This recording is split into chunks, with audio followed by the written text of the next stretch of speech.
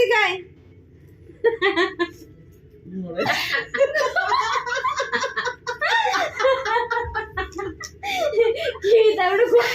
शादी के बाद मिलता है विदाई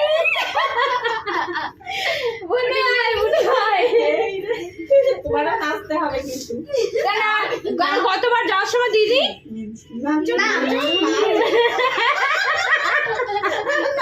হবে না হলে भाई दादा के तरफ से you give me also दादा तरफ से तुम्हें बताओ बाहर এই তুই